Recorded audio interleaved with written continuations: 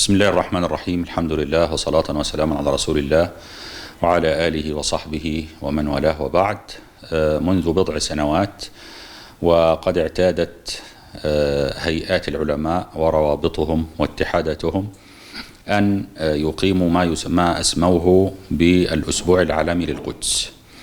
وهذا الأسبوع العالمي يدشنه العلماء في مؤتمر صحفي، وقد دشن بالفعل، ويكون في الأسبوع الأخير من شهر رجب لعدة اعتبارات. أولا لمناسبة الإسراء والمعراج التي انتهت فيها رحلة الإسراء إلى المسجد الأقصى، وبدأت فيها رحلة المعراج من المسجد الأقصى إلى سدرة المنتهى حيث السماوات العلى. وأيضا لمناسبة ذكرى الفتح الصلاحي لبيت المقدس، فتح صلاح الدين الأيوبي رحمه الله تعالى.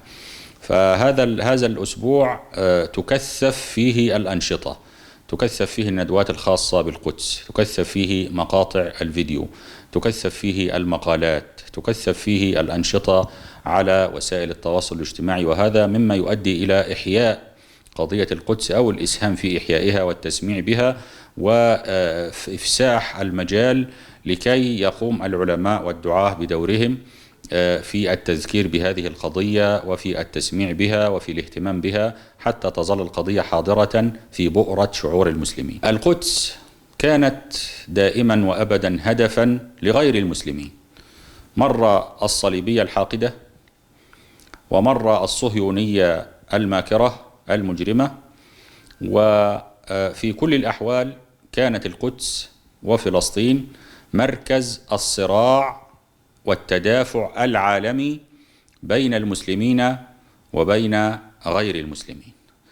يتصارع ويتدافع على أرض القدس مشروعان كبيران: مشروع الإسلام ومشروع الكفر بكل ألوانه.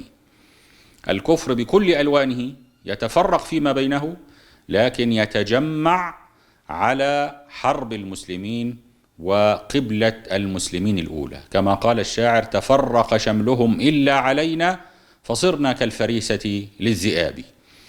شملهم فيما بينهم مفرق، ولكنهم إذا صاحت صيحة الهجوم على المسلمين يتوحدون وينسون خلافاتهم ويكونوا يدا واحدة، كما رأينا في طوفان الأقصى. طوفان الأقصى كل العالم بما فيه العالم العربي للأسف تواطأ وخان القضية وأعان الكيان الصهيوني ضد بضعة آلاف من الجنود المجاهدين على أرض غزة وتحت الأرض.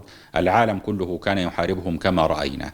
فالقدس كانت هدفا للمشاريع الاستعمارية، المشاريع المعادية للإسلام، من أجل القضاء على الإسلام وعلى من يحملون راية الإسلام.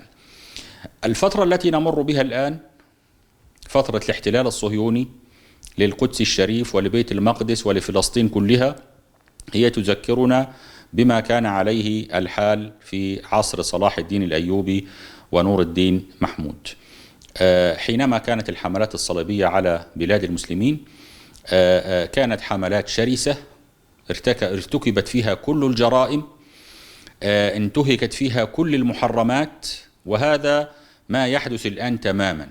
فما يقوم به العدو الصهيوني الآن ضد المسلمين في القدس الشريف وفي بيت المقدس وفي غزة هو نفس السلوك الذي قامت به الصليبية الحاقدة من قبل في المسجد الأقصى ضد الإسلام والمسلمين.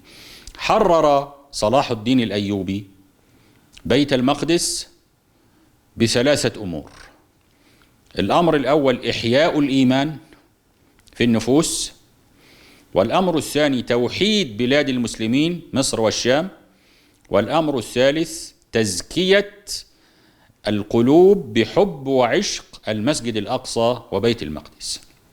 فإذا أردنا أن نحرر الآن فلا بد من اتباع هذه الخطة، لا بد من توحيد مصر والشام، وهذا في الطريق إن شاء الله، ولا بد من إحياء الإيمان قبل ذلك، لأن إحياء الإيمان يوفر علينا مسافات طويلة وأعمالا كثيرة.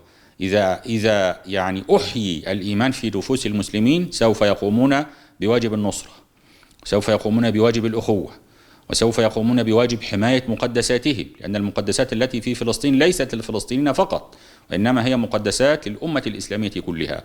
ففلسطين لن تتحرر إلا بإحياء الإيمان ووحدة بلاد المسلمين وإحياء أهمية ومركزية ومكانة القدس الشريف وبيت المقدس في قلوب المسلمين. ثم لن يكون التحرير إلا على صيحات الله أكبر بالسلاح، بالجهاد في سبيل الله تعالى الذي يترتب عليه مفاوضات واتفاقيات وغيره، ولكن بغير السلاح لا يمكن لبلد مسلم أن يتحرر، فضلا عن بلد مثل فلسطين لم تتحرر إلا بالجهاد وبالجهاد فقط، وكل ما سوى ذلك هو مكملات للجهاد القتالي الذي لا يفهم العدو لغة إلا هذه اللغة، لغة الحراب ولغة السلاح ولغة الجهاد القتالي في سبيل الله تبارك وتعالى.